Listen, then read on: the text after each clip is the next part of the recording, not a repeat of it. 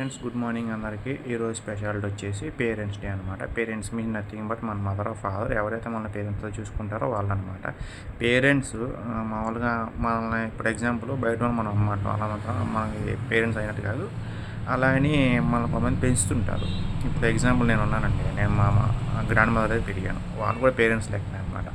అంటే ఎవరైతే మనకు సంరక్షణ ఇచ్చి మన బాధ్యత తీసుకొని మనకి ఆలనా పాలన చేస్తారో వాళ్ళందరూ పేరెంట్స్ కిందకి వస్తారు. ఓన్లీ మదర్ ఫాదర్కి పేరెంట్స్ ఇవ్వాలని చెప్పి రూల్ అయితే ఏం లేదు, అలా కూడా ఉండదు. ఎందుకంటే ఇప్పుడు కొంతమంది అనాథలు ఉన్నారు, వాళ్ళ మదర్ ఫాదర్ ఉండరు, వాళ్ళకి అనాథాశ్రమాలు ఉంటాయి, అందుకు చూసే వాళ్ళు కూడా వాళ్ళ పేరెంట్స్ కిందకే.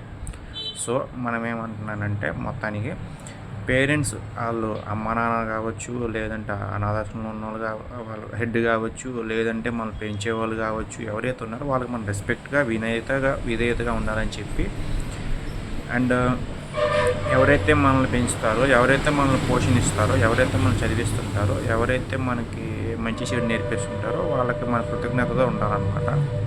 ఇందులో రెండు రకాలు ఉంటాయి, కృతజ్ఞత జ్ఞ. ఇది ఒక జ్ఞా వచ్చేసి వేరు, ఇది జ్ఞా వచ్చేసి వేరు. కృతజ్ఞత మీన్స్ థ్యాంక్ఫుల్, అంటే మనం వాళ్ళకి ధన్యవాదపూర్వకంగా వాళ్ళు చేసిన పనికి మనం గుర్తుపెట్టుకొని రిమెంబరింగ్ ఉంటాం అన్నమాట. కృతజ్ఞత అని ఉంటుంది, అది ఏంటంటే వాళ్ళు ఎంత చేసినా సరే మనం వాళ్ళ పట్ల అభిమానం లేకుండా ఉంటాం అన్నమాట. రెండింటికి డిఫరెన్స్ ఇది. దానిపైన కూడా వీడియో చేస్తాను, కాకపోతే ఇప్పుడు అంత ఇంపార్టెంట్ టాపిక్ ఏది కాదు అది అదనమాట. సో ఈరోజు పేరెంట్స్ డే సందర్భంగా ఆల్ పేరెంట్స్కి happy parents day. So children మీరు కూడా ఇప్పుడైతే మరి దారుణంగా తయారవుతుంది ఆ జనరేషను. మా 996 కిడ్స్ కాబట్టి మేము కొంచెం పర్లా, ఈ 2005 నుంచి మరి దారుణం అయిపోయారు కిడ్స్. పేరెంట్స్ పట్టించుకోకపోవడం, పేరెంట్స్ ఎవరి జాబులుగా వెళ్ళిపోవడం, పెద్ద ఫ్యామిలీస్ లేకపోవడం, అంటే ఉమ్మడి ఫ్యామిలీస్, ఇట్లా చాలా ఉన్నాయి అన్నమాట.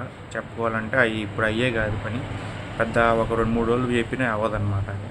సో అది పేరెంట్స్ డే సందర్భంగా మీ పేరెంట్స్కి మంచిగా ఉంటారని చెప్పి, అనాథాశ్రమం తోసేయకుండా వయసు అయిపోగానే మీతో పాటు పెట్టుకుంటారని చెప్పి, ఇంతకుముందు పాతకాలం పద్ధతిలో పాటిస్తారని చెప్పి మనస్ఫూర్తిగా ఆశిస్తున్నాను. పేరెంట్స్ మీన్స్ మనకు భారం కాదు, మనం వాళ్ళకి భారం కాదు. పిల్లలు మీన్స్ ఎవరికి వాళ్ళు సపోర్టింగ్గా ఉండాలి. వైఫ్ వచ్చిందని చెప్పి పేరెంట్స్ని వదిలేయకూడదు, పేరెంట్స్ ఉందని చెప్పి వైఫ్ని వదిలేయకూడదు, అండ్ కుటుంబ బాధ్యతలు వదిలేయకూడదు, ఫ్రెండ్స్ని వదిలేయకూడదు. ఇట్లా అన్నీ మేనేజ్ చేసుకుని రావాలన్నమాట. ఇది నాకు తెలిసిన విషయం. మీరేమన్నా తెలిస్తే ఖచ్చితంగా కామెంట్ సెక్షన్ చెప్పండి. Thank you so much. పేరెంట్స్కి వాల్యూ కూడా నేర్చుకోండి.